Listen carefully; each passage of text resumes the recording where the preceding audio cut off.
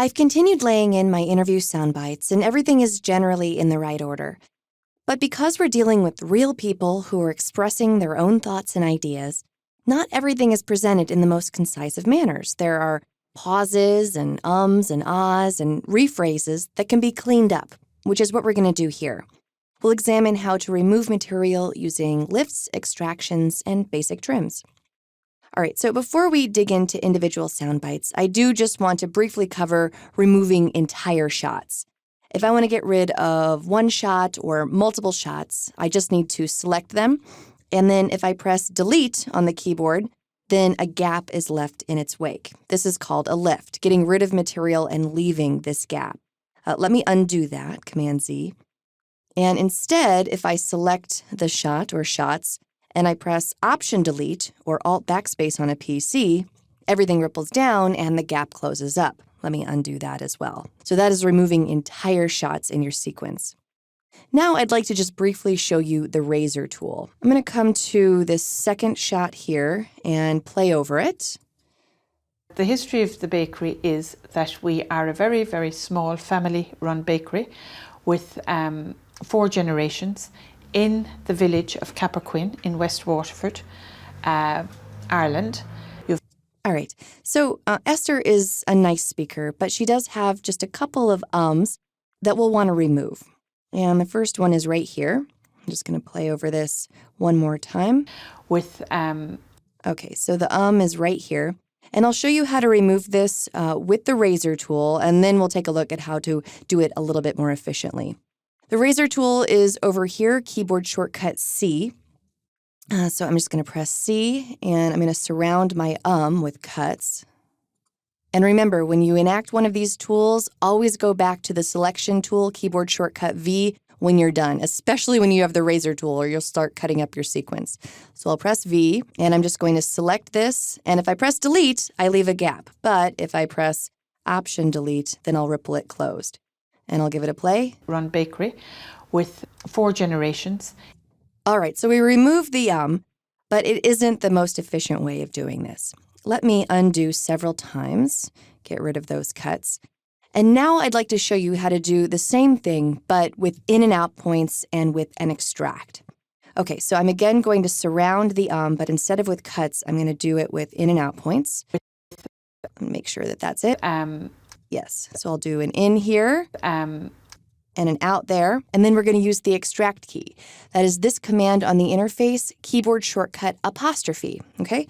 So I've marked an in and an out, and I'll press apostrophe, and I'll play over it. Great. With 4 generations. All right, great. I'm going to go through this next part and do it a little bit quicker so you can see how efficient setting your in, out, and extract can be.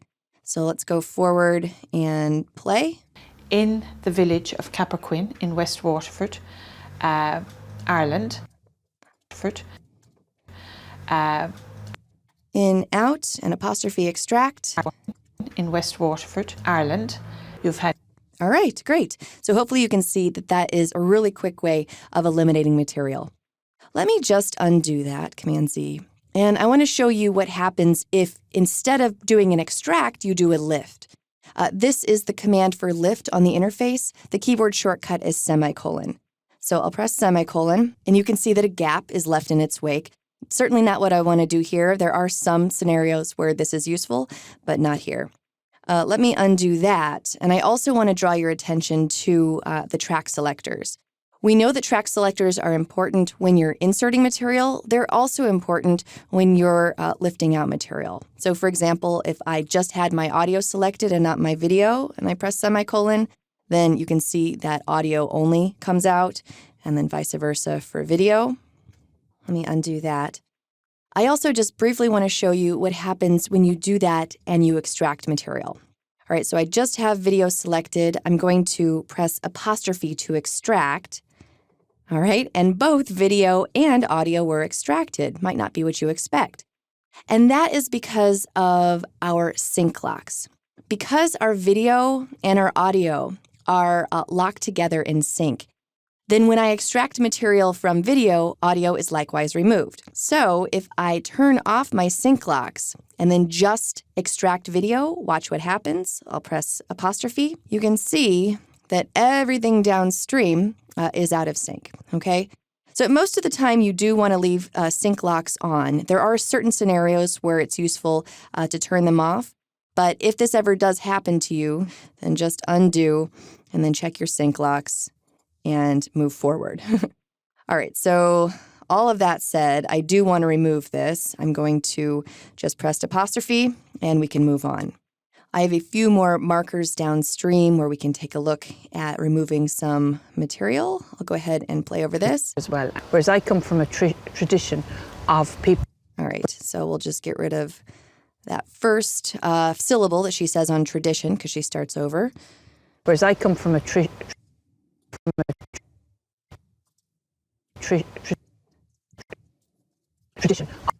All right, and I think we've got it. I'm going to press apostrophe.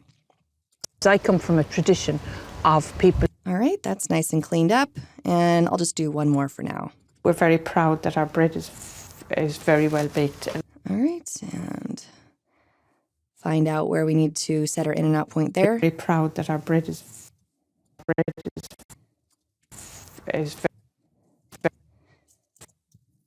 In, out, and apostrophe. Let's see if we got it.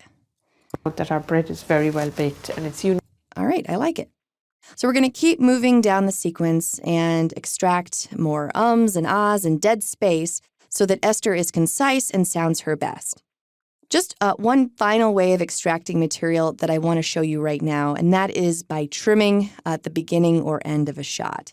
So if I come to the very first shot here, and we've seen this before, but there is a little tongue click at the beginning that I'd like to get rid of. I'm going to play over this. I love bread. Good bread. Okay.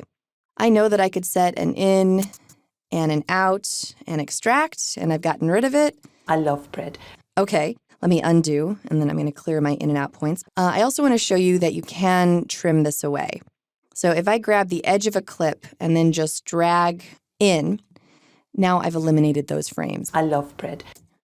If you want to do that with the keyboard, you simply select the edge of a clip, and then you press Option right arrow on a Mac or Control right arrow on a PC to trim away those frames. That's, of course, Option left arrow or Control left arrow on a PC to add frames. So I'll eliminate that, and I think we've got rid of our tongue click. I love.